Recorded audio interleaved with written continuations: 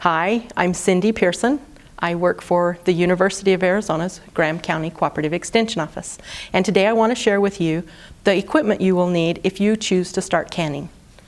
The first canning that we have is water bath. It's one of the oldest ones we do. And it is a large kettle that's pretty thin all the way around. And you fill it with water.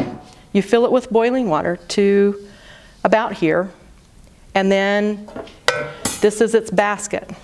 And the basket sits down inside, and you put your jars inside of the water. The water level will rise as you put your jars in it, so be careful so that the water doesn't spill over. Then, as soon as the water has gotten hot and started boiling again, it has to be at a rolling boil. That means you can't stir it down. Also, the jars need to have 1 inch headspace above. The water needs to be above each jar at 1 inch headspace. And this little handy dandy gadget gives you inch, 3/4, a half, a fourth, and no inch at all.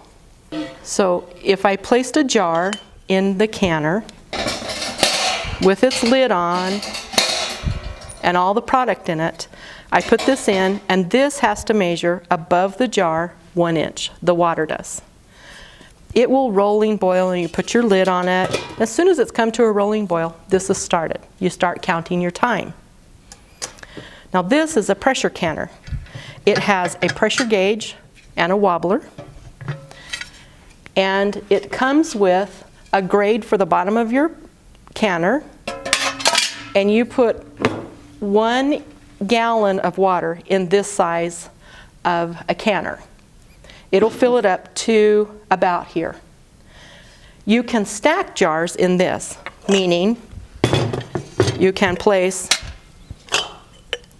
jars in, and if it's the same, takes the same amount of time or the same item, you can stack jars, but you must have a grade to separate them because the pressure inside of it develops on the top and the bottom of the jar. So you can't, if you set another jar directly on top of it, then the pressure didn't get correctly here.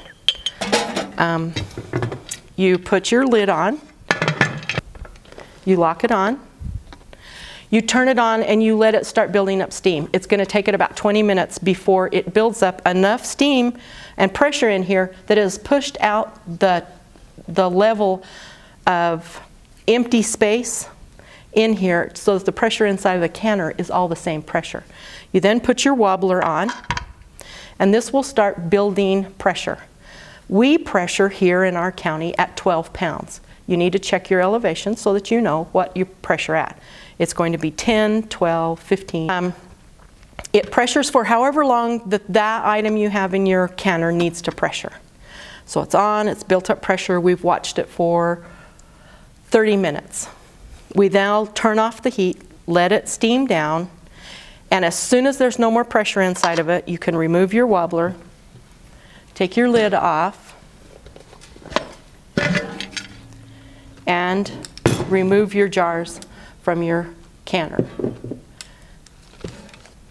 The sealing happens when the jar starts to cool down. So when you put your ring on, you put your seal on,